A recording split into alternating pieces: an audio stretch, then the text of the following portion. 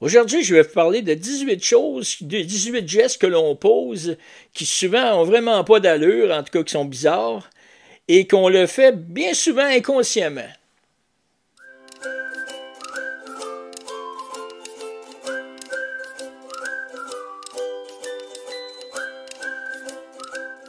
Bonjour et bienvenue à Ça n'a pas d'allure, mon nom est Steph. Et oui, effectivement, il y a des gestes que l'on pose, des choses que l'on fait qui sont complètement fuckées, mais on dirait que c'est plus fort que nous, on les pose quand même, et puis je vous en parle immédiatement. En numéro 1, lorsque l'on croise quelqu'un qui nous fait faire un saut, le premier réflexe qu'on a souvent, c'est de se protéger avec nos mains. Comme si en faisant ça, vraiment, on se protège. Il n'y a pas de danger, là, mais c'est un premier réflexe que l'on a de se protéger avec ses mains. Évidemment, on le fait inconsciemment, sinon, on a l'air des dingues bien souvent. Là, je veux dire, t'es tout seul dans le milieu du salon, mais on le fait. Ça, c'est pratiquement toujours, on se protège avec nos mains. En numéro 2, ça, c'en est un que je fais souvent. Puis à chaque fois que j'ai posé ce geste-là, par la suite, je me dis, veux-tu bien me dire pourquoi j'ai dit ça? Mais quelqu'un te bouscule, t'accroche, te pousse dans une allée, puis c'est toi qui s'excuse. Je sais pas pour vous autres, mais moi, je le fais pratiquement tout le temps. Puis après ça, je me dis, câlisse, c'est lui qui m'a poussé. Puis il arrive même que je m'excuse, puis la personne qui m'a bousculé, elle ne s'excuse même pas. Elle doit se dire, Chris, le cave, il l'a fait pour moi. Hein? Celui-là, je ne l'ai jamais fait, mais je sais qu'il y a des gens qui le font. Tu montes un escalier ou tu le descends, puis tu comptes les marches. C'est pourquoi tu fais ça? Dans le fond, c'est surtout si c'est un escalier que tu prends à chaque jour, exemple au travail, si tu veux savoir s'il y a une marche de moins ou une de plus, je ne sais pas, mais je sais qu'inconsciemment, il y a beaucoup de gens qui font ça. Mais moi, par contre, pour compenser, quand j'étais jeune, plus maintenant évidemment, mais quand j'étais jeune, lorsque je marchais sur un trottoir, je faisais attention de ne pas piler sur la ligne. Tabarnak. Mais en tout cas, je le faisais. Numéro 4, ça, c'en est un que je faisais souvent autrefois, parce qu'avant que les GPS existent, qu'ils soient accessibles finalement pour les voitures avec nos cellulaires, bien, je me perdais tout le temps. À chaque fois que quelqu'un me disait, bon, ben, viens faire un tour, m'expliquait le chemin, où j'allais sur Google Maps, puis j'imprimais 8 feuilles calices pour être sûr de ne pas me tromper, ben, c'était certain que je me perdais. Puis là, l'affaire est que lorsque l'on arrête, on essaie de récapituler où est-ce qu'on est rendu, et tout ça, on baisse le son de la radio. Ça, je le faisais tout le temps. Comme si en baissant le son de la radio, ça va faire que le chemin va apparaître. Ou que je vais être plus concentré. C'est niaiseux, hein? Mais c'est ça. Numéro 5. Lui, je le fais souvent, puis à chaque fois, je me dis, qu'est-ce que tu fais là? Bon.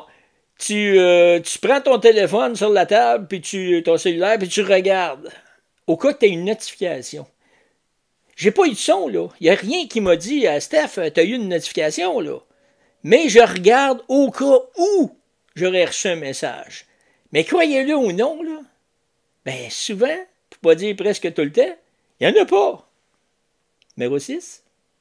Oh mon Dieu, ouais, celle-là, je suis pas fier, mais regarde. Ben, en fait, je suis pas fier d'aucun de ceux-là, là, mais je veux dire, celui-là, je l'ai fait en masse. Quand j'avais mon vieux Grisou, mon vieux Matou, j'y parlais comme si j'étais son père. Viens voir papa, viens manger des ci, viens manger des ça, viens papa, il va te donner des flats, asti papa.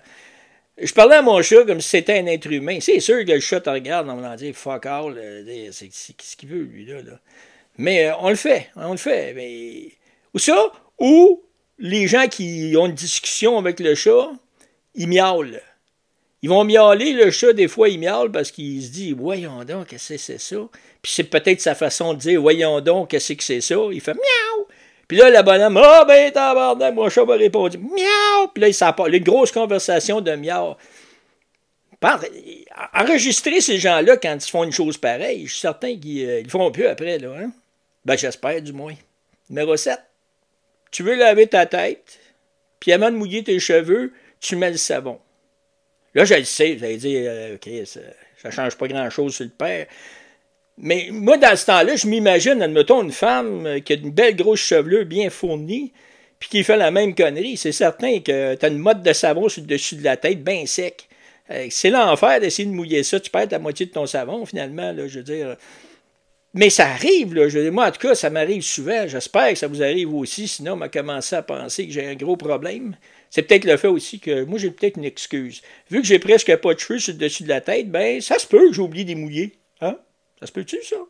Le numéro 8, ça, c'en est un qui m'arrive souvent. Pourtant, j'étais un vieux garçon endurci, toutes mes choses sont à leur place, je veux dire, je suis bien rangé, il n'y a pas de problème avec ça. Mais, admettons que je vais aller chercher quelque chose qui est dans la chambre, je sais ce qui est là. Le problème n'est pas là. Le problème, c'est quand j'arrive dans la pièce, dans la chambre, c'est quoi je suis venu chercher ici, là? C'est ça mon problème. C'est que je me souviens plus qu'est-ce que je cherche. Fait que là, je fouille. Ben, des fois, j'essaie de réfléchir avant, je ressors de la pièce, je me dis, j'étais là, j'ai pensé, que c'est. Ben, à chaque fois, ça ne marche pas. Je retourne dans la pièce, puis là, je taponne. Tant que je ne l'ai pas trouvé. C'est l'enfer, là. Numéro 9. Ça, c'est une chose qui m'arrive très, très rarement, pour ne pas dire jamais, mais que je sais que beaucoup de personnes, ça se produit. C'est que la personne, elle est là, puis à un moment donné, elle fait quasiment un ACV devant toi ou une crise de cœur, parce qu'elle dit, ah, tu sais, j'ai perdu mon cellulaire. Mais elle l'a dans les mains. Ça m'est arrivé d'en rencontrer des gens comme ça. Numéro 10. Ça, c'est une chose qui s'est produite souvent quand j'ai été retourné aux études, quand j'avais 40 ans. J'ai été cassé, mais pas à peu près, là, comme un clou sec, là. Puis là, j'allais au frigo, j'avais faim. Si j'ouvrais le frigo, j'ouvrais les armoires, je fouillais là-dedans pour essayer de trouver de la bouffe. Il n'y en avait pas, c'était fuck all là-dedans. Il y avait du vent, puis des petites boules, comme dans les films, des petites boules de foin qui se promènent. Bon, le seul choix que j'avais, c'était une asti de toast tout le temps. Mais là, je me disais, ah non, j'ai pas de goût de ça, j'ai faim. Mais là, j'allais me rasseoir. Couple de minutes après, le ventre te gargouille. Si t'as faim, quoi. Là, je me relève, je retourne dans le frigo, je l'ouvre, puis je rouvre les armoires, comme si par magie, il aurait apparu de la bouffe. Ah, je l'ai faite, là. Pas fier de moi, là, mais je l'ai faite. Numéro 11. Lui, je ne l'ai pas seulement fait, je le fais encore en masse. C'est que tu prends ton cellulaire, soit sur la table ou dans ta poche, pour regarder l'heure. Tu veux savoir quelle heure il est. Là, oh, une notification. On va aller voir ça. Oh, Facebook. Ah ben, gadon, tabarnak. Là, tu commences à faire le tour de tout ça, puis 5-10 minutes après, tu le remets dans ta poche ou tu le redéposes sur la table. Mais t'as pas regardé l'heure, là. Hein? Numéro 12. À l'époque où j'allais dans les restos, chose que je ne fais plus, et pour ceux qui ne sont pas au courant, bien, j'ai mis dans la description le lien d'une vidéo qui s'appelle « Rendre le négatif au positif ». Depuis que j'ai attrapé la COVID, eh bien, je ne goûte plus rien. Si vous voulez plus de détails, bien, je vous conseille d'aller voir ça. Et puis, ben après, là, pas tout de suite, là, on est en train de regarder la vidéo, vous êtes dedans, puis moi avec, allez pas couper ça là, attendez à la fin, description, vous allez voir. Hein? Ça a de l'allure? Non, c'est ça, c'est que autrefois, j'allais au restaurant quand ça valait la peine. Puis là, mais, le menu, moi, là, c'est random, là. J'ouvre le menu, je fouille n'importe où dedans, bien souvent même, je vais commencer par la fin. Mais là, je le sais que c'est comme un livre, là. Dans le fond, si tu commences par le début, tu vas avoir les entrées.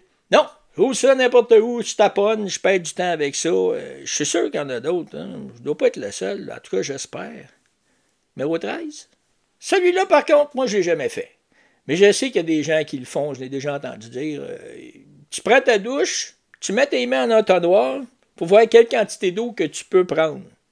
Comme si ça fait une différence dans ta vie, puis t'as-tu l'impression qu'à chaque fois que tu fais ça, tes mains ont épaissi, élargi ou allongé? Mais il y a des gens qui le font, hein? Si tu veux. Numéro 14. Lui, c'est en est un que j'aime bien. Les gens qui s'installent devant un enfant qu'ils ne connaissent pas, un petit bonhomme, une petite bonne femme qui est assis là, quelque part tranquille, jouer avec ses bebelles. Puis là, la madame, elle s'en vient s'installer devant lui, puis elle se met à y faire des grimaces, ou le monsieur. Fait des grimaces de toutes sortes pour essayer de faire rire l'enfant. Bien souvent, l'enfant est traumatisé de devoir faire ça. Puis les seules personnes qui rient, c'est ceux qui sont autour, les adultes, disent « Gabadon, le cave, qu'est-ce qu'il fait là? » ou « la cave. » Mais c'est ça, là, je veux dire, pourquoi on fait ça? Numéro 15. Celui-là, je l'avoue, je suis coupable. Il m'arrive souvent de chanter sous la douche, mais il m'arrive également de me parler. Je me parle, puis des fois je me réponds. Ça m'inquiète un peu plus, mais je me parle.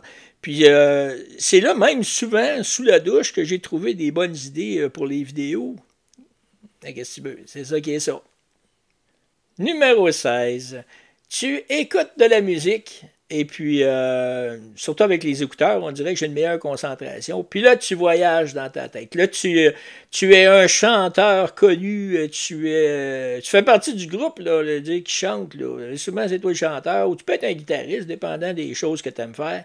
Puis là, il y a plein de groupies après toi. Là, les femmes sont toutes après toi, puis là, ça va bien ton affaire. Puis ouais, regarde, je le fais plus à cette heure parce que ça vaut pas la peine. Les groupies, avoir 70 ans, m'intéresse pas bien, bien. Mais je veux dire, quand j'étais plus jeune, ça m'arrivait. Je m'évadais, je pensais à ça. Je sais, il y a plusieurs d'entre vous qui vont dire, sacrément, quelle sorte de fucky. Pour ça que ma chaîne s'appelle Ça n'a pas d'allure, hein? La prochaine. Numéro 17. La personne peut être dessus son ordinateur, elle écrit un texte sur Word, par exemple. Ça fait 15-20 minutes, des fois une demi-heure qu'elle écrit sans faire aucun enregistrement. Là, d'un coup, elle dit, tabarnak, ce serait peut-être une idée que j'enregistre. Elle fait CTRL-C pour enregistrer. Mais là, elle le fait une fois, deux fois, des fois trois fois, au cas que ça n'a pas bien enregistré. C'était pas grave la première demi-heure qu'elle n'a pas fait, mais là, elle le fait en nasty, là. CTRL-C, CTRL-C. Ça, je sais qu'il y a beaucoup de gens qui le font. Ben, pas moi, là. Je ne suis pas un gars de même, là, mais je sais qu'il y a des gens qui le font. Peut-être une fois ou deux. Je l'ai peut-être fait. Numéro 18.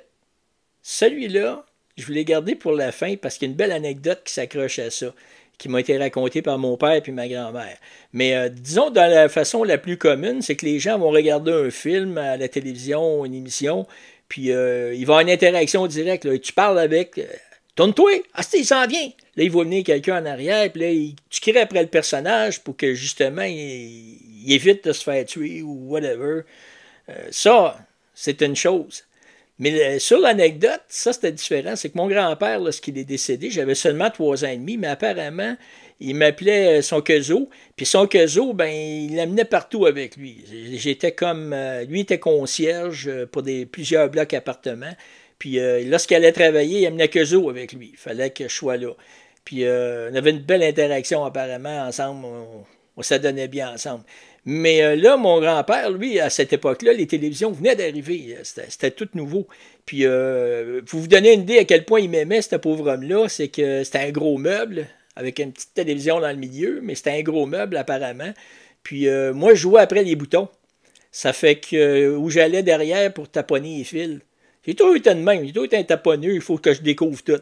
Fait que là, il savait patenter quelque chose avec des planches pour pas que j'aille derrière. Puis en avant, ben, il disait, parce qu'il était anglophone, puis il y avait un accent terrible en français, il disait tabernacle, parce que là, je jouais après les boutons. Il dit Quezo est en train de tout taponner ça. Fait que là, il avait planté, je vous le dis, c'est vrai, là, le pire, c'est qu'il avait cloué une planche à l'avant, où ce que il était menuisier aussi, hein. Il avait cloué une planche devant les boutons pour pas que je me change les postes ou que je joue après les boutons. Ça fait que, mais lui, étant donné que c'est des adultes, ben, il passait à leurs mains derrière la planche puis il pouvait changer les postes. Hey, c'est grave, hein, mais il le faisait pour son Quezo. Au lieu de crier après moi à chaque fois, ben, il s'est dit de même, ben, ça va. Mais là, l'idée là-dedans, où ce que je vais en venir avec mon anecdote, c'est que mon grand-père, lui, il parlait pas au personnage dans les émissions. Il parlait à la télévision directement. Parce qu'à cette époque-là, on avait des oreilles de lapin avec des petites boules de laine. Il y en a qui mettaient des laines d'acier là-dessus pour... je sais pas pourquoi. Ça a l'air que ça donnait un meilleur signal. Mais c'était de la merde. On était tous en train de se battre avec des oreilles de lapin, là. Puis là, il se levait, il brassait les oreilles, il se reculait. Puis là, il disait « Voyons, tabernacle, qu'est-ce qui se passe, là? J'ai tout fait. » Là, il retournait, puis il bavassait. Il parlait avec la télévision, là, une grosse jasette, tant qu'elle n'était pas ajustée. Puis là, après qu'il était assis, il dit qu'est-ce mais encore lisse, hein? Là, je t'ai eu. Mais c'était ça. Ça a l'air que mon grand-père, c'était ça. J'ai shit qui tenait finalement. Voilà, je voulais partager avec vous cette petite tranche de vie. Et évidemment, je ne l'ai pas connu personnellement, j'étais trop jeune. Mais après avoir vu des photos et toutes les anecdotes qu'on m'a racontées, j'ai appris à connaître ce monsieur-là, en fait, mon grand-père, qui m'adorait, qui adorait son Quezo. Puis ça a comme fait une sorte de chimie entre nous. Puis c'est ça, je vais le partager avec vous. J'ai fait le tour de mes 18, mais par contre, je sais qu'il y en a beaucoup d'autres. Si jamais il y en a que vous avez, que vous voulez partager avec moi, évidemment, vous en avez sûrement vous aussi. Donc, soyez à l'aise de les placer dans les commentaires. Je vais faire une compilation de tout ça. Et pourquoi pas faire une deuxième partie, hein? Une deuxième partie des choses qui sont bizarres, qui se produisent dans nos vies.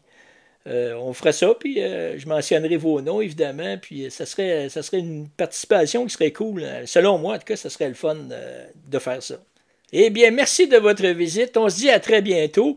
Et d'ici là, bien, portez-vous bien. À la prochaine!